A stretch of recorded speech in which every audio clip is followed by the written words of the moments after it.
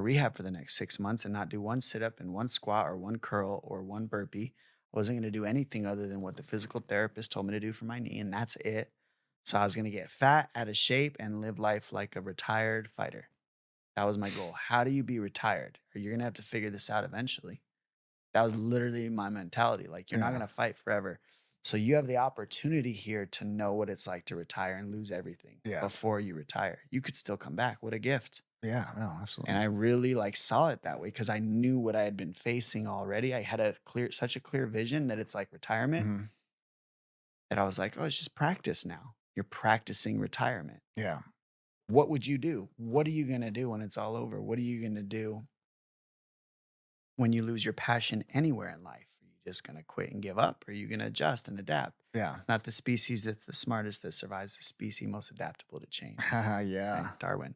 So it's like, I don't know, that stuck with me. Yeah. No, It's real. that's interesting because, actually you called me with that quote during COVID. Love that Yeah, it's a quote. good one. Sixth grade teacher got me into Darwin. Yeah.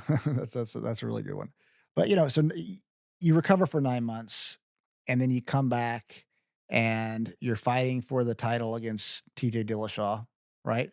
How did that fight, was it planned? I don't remember, or did it just kind of happen where you were filling in?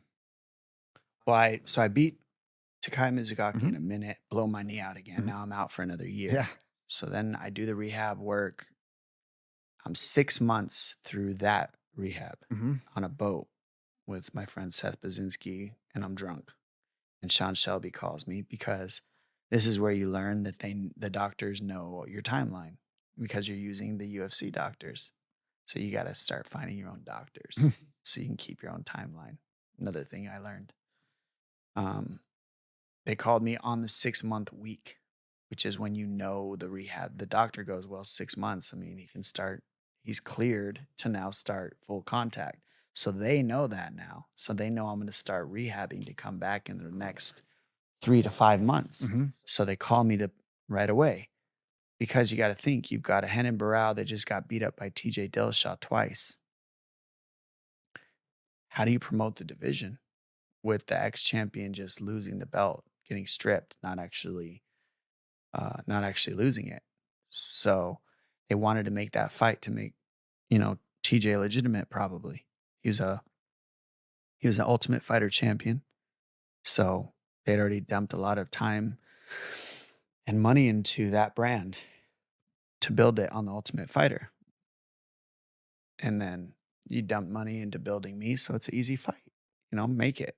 And I said yes on the boat that day.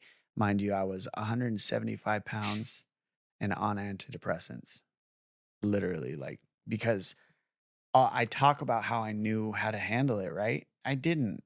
I just knew I had to stop exercising. So it's like I knew that and I knew I had a job, but then you still got to deal with life for the next 9 months without exercise when that's the only way you've lived your life your entire life. And then there's scientific proof that when you exercise, your brain releases dopamine and other chemicals that keep you happy. They're literal antidepressants. Mhm. So without those chemicals that I'm used to flooding my systems, I hit a deep depression.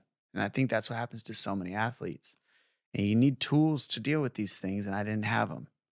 And so did the best I could. And that's where I do believe that antidepressants can be there to support you, but I don't believe they're the answer. Mm. I look at antidepressants as a very viable source of like a floaty. Mhm. If you're in the ocean and you're drowning, a floaty doesn't save you. It just keeps you floating a Mhm. little bit, Yeah. you know? And that's how I see those. And so I'm grateful that they were there and that my doctor could prescribe them to me during this time of my life because I was just very lost and didn't know what to do with my emotions.